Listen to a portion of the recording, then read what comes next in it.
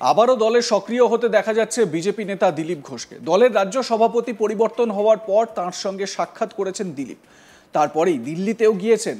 আর দিল্লি থেকে ফেরার পরেই বড় খবর, প্রধানমন্ত্রী নরেন্দ্র মোদীর সভায় আমন্ত্রণ জানানো হয়েছে দিলীপকে। উল্লেখ্য, বিগত কয়েক মাসে দলের বিভিন্ন কর্মসূচিতেই দেখা মিলছিল না দিলীপ ঘোষের। সূত্রের খবর, বৈঠকে নাকি সেভাবে ডাক পেতেন না তিনি। তবে এবার ফের আমন্ত্রিত দিলীপ ঘোষ। প্রধানমন্ত্রীর সভায় দিলীপ ঘোষকে আমন্ত্রণ জানানো হয়েছে। আগামী 18ই জুলাই দুর্গাপুরে সভা করবেন প্রধানমন্ত্রী নরেন্দ্র মোদী। সেই সভাতে আমন্ত্রিত দিলীপ ঘোষ। উল্লেখ্য, এর আগে আলিপুরদুয়ারের সভায় ডাক পাননি দিলীপ। নেতাজি ইন্ডোর স্টেডিয়ামে কেন্দ্রীয় স্বরাষ্ট্রমন্ত্রী অমিত শাহর সভাতেও তিনি ছিলেন না। এমনকি শ্রমিক ভট্টাচার্য দলের রাজ্য সভাপতি পদে দায়িত্ব নেওয়ার দিনও মঞ্চে তাকে দেখা যায়নি।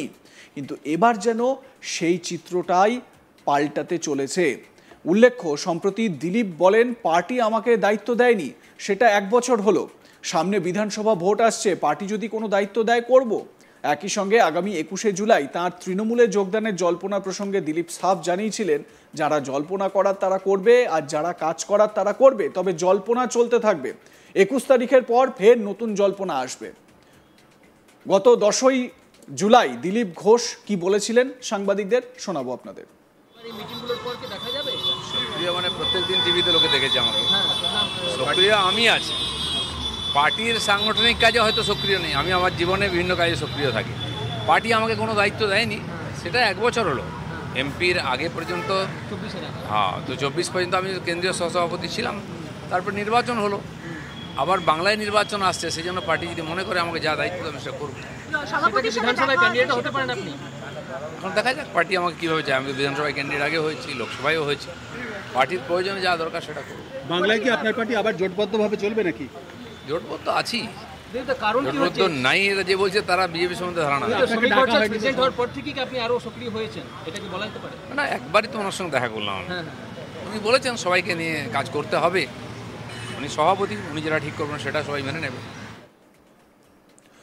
এ বিষয়ে আজ তাকের এডিটর অনুপম মিশ্র তার প্রতিবেদনে কি জানাচ্ছেন শোনাবো আপনাদের।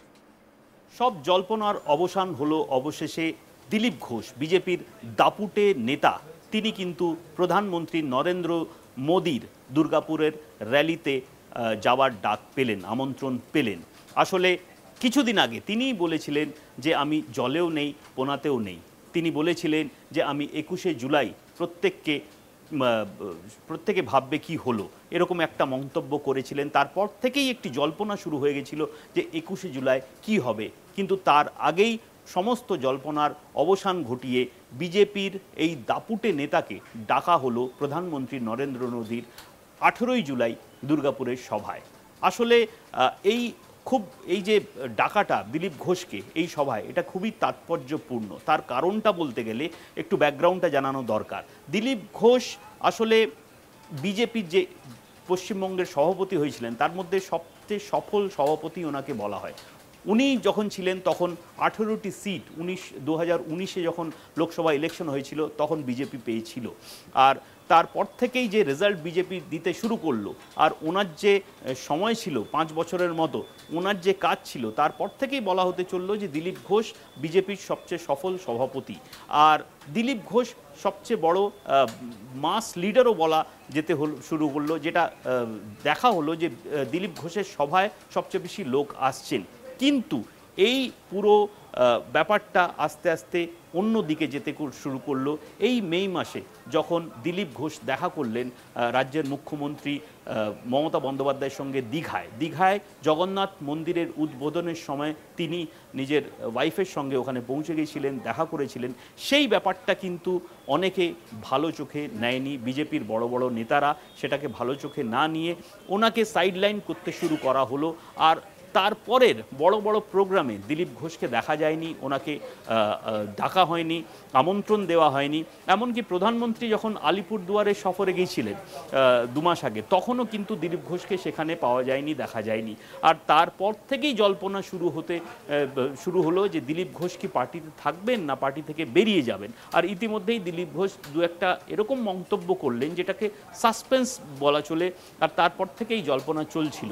কিন্তু শ্রমিক ভট্টাচার্য ওনাকে যখন নয়া সভাপতি করা হলো সেই প্রোগ্রামেও ওনাকে দেখা যায়নি দিলীপ ঘোষকে। সেই প্রোগ্রামে কিন্তু 3টে ফর্মার প্রেসিডেন্টকে দেখা গেছিল, সেখানে অসীম ঘোষকে দেখা গেছিল, সেখানে দেখা গিয়েছিল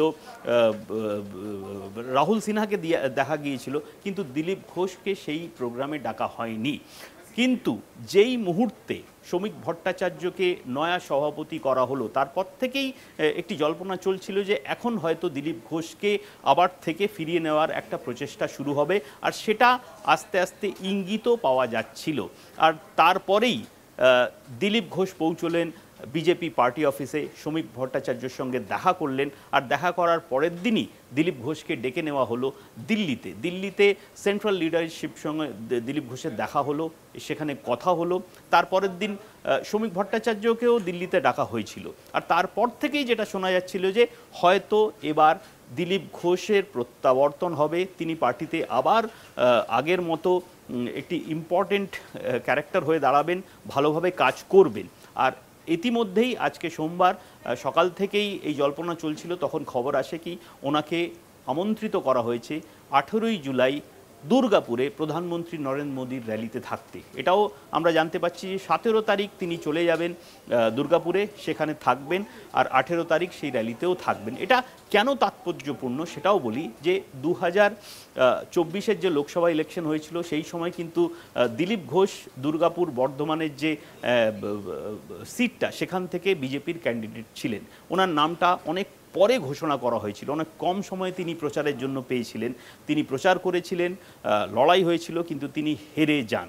আর তারপরে এখন প্রধানমন্ত্রীর সভায় আবার ওনাকে ডাকা একটা খুবই তাৎপর্যপূর্ণ ঘটনা বিজেপির জন্য। আর এটা নিয়ে একটা আরও এখন যেটা চর্চা শুরু হয়েছে সেটা হচ্ছে যে 2026-এর ইলেকশন সামনে, সেই ইলেকশনের জন্য বিজেপি চেষ্টা করছে নয়া সভাপতির নেতৃত্বে যে পুরো বিজেপি এক কাঠা হয়, একসঙ্গে হয়ে কিন্তু তৃণমূলের মোকাবিলা করবে। আর তার জন্য খুব দরকার ছিল দিলীপ ঘোষের মতো দাপুটে নেতা, যিনি গত অনেকগুলো ইলেকশনে বিজেপির জন্য খুব ভালো কাজ করেছেন। সমস্ত কটা যেটা র্যালি হয়েছে সেখানে মাস লিডার, ওনাকে পাবলিক টেনে আনার একটা ক্ষমতা রয়েছে, সেই ক্ষমতার জন্যও জানা যায়। প্রত্যেক কটা র্যালিতে প্রচুর লোক হতো ইলেকশনের সময়, যেটা 2024-এও আমরা দেখেছি, 2021-এর সময়ও আমরা দেখেছি। তো সেই একটা ব্যাপার এখন সেটা সাইডলাইন হয়ে যাওয়ার ফলে একটা বিজেপির অন্দরের একটা মহল মনে করছিল যে এটা বিজেপির ক্ষতি হতে চলেছে।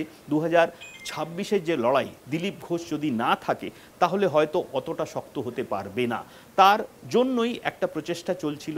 বিজেপিতে প্রচুর গ্রুপ রয়েছে, সেটা আমরা জানি, আমি এখন নাম বলছি না, কিন্তু সেই গ্রুপগুলোকে এককাঠা করার জন্য, একসঙ্গে লড়াই করার জন্য একটি বার্তাও দেওয়া হয়েছে সেন্ট্রাল লিডারশিপের তরফ থেকে।